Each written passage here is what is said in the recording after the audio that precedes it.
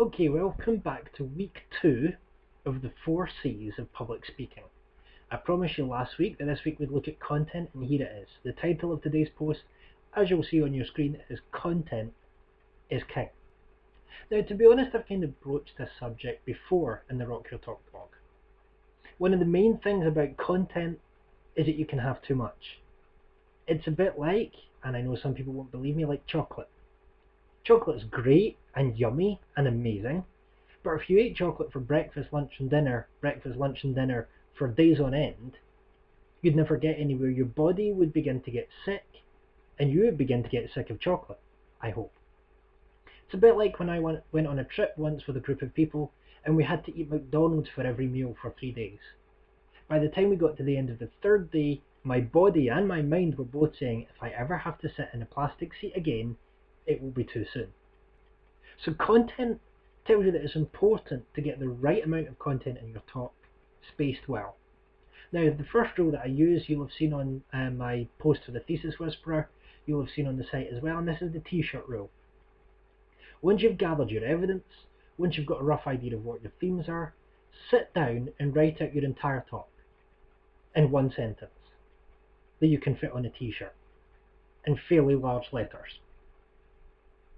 The idea of this is that especially when your talk only has 15 or 20 minutes, you don't have time to go through several themes in detail, giving them the coverage they deserve.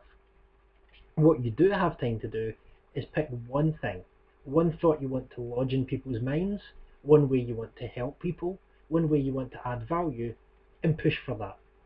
And design your entire talk around this 1, 6, 7, maybe as small as 5-word sentence. It could be, if you're selling a product, this Hoover is great. That's a great t-shirt thing. If you're preaching a sermon, it could be something as simple as God is love, God is good, God provides. Anything small enough that you can repeat over and over again, anything clear enough that you can build a talk around it, is a candidate for your t-shirt message. But once you've got your t-shirt message and you know what you want to say, you need to step back from it and think, where are my audience? If your t-shirt message helps you eliminate content that's irrelevant to your main message, thinking about your audience helps you to eliminate content that's irrelevant to the people you're speaking to. My favourite example of this is advanced academic conferences. It's pretty obvious in some, especially specialist conferences, that everyone in the room knows what the key terms mean. If you're speaking to interpreters and you're defining interpreting, you're saying something which is irrelevant. If you're speaking to researchers and you're defining research, you're saying something which is irrelevant. If you're speaking to translators and you're defining translation, you're saying something which is irrelevant. Think about what your audience are likely to know, where they're likely to stand on the issues that you're talking about, and why they're there in the first place. And use that knowledge to decide what goes in and what goes out. After all, no one wants to sit there for 20 minutes hearing all the things they already know, said in the way they've already heard them. You have 15 to 20 minutes, and knowing human attention span, they're going to be looking at you for maybe 3 to 5 minutes. That's the truth. You can count on maybe 25-30% of your talk, you being in the centre of the stage, you being in the centre of their view. The rest of the time, you're having to fight. And you can only fight with a message that people care about.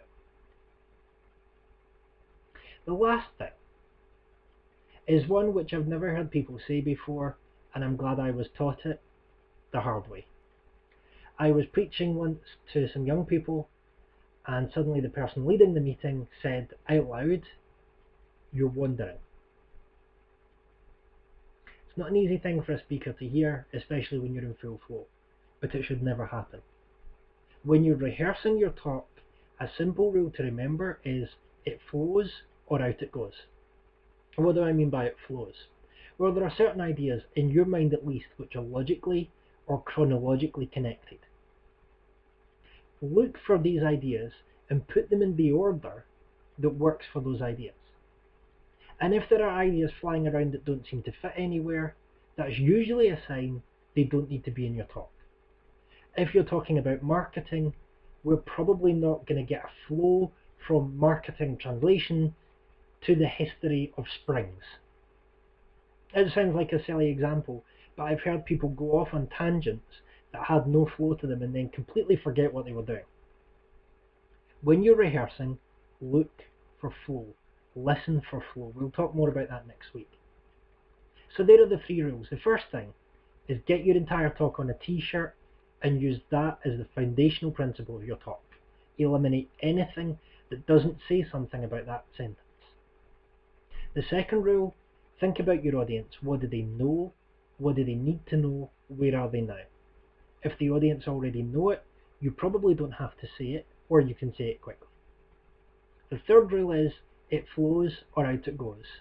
If there are ideas in your talk that don't seem to fit, don't try to fit them. Throw them out. So this is Jonathan Downey for Rock Your Talk, wishing you a pleasant week. See you next week for Communicate.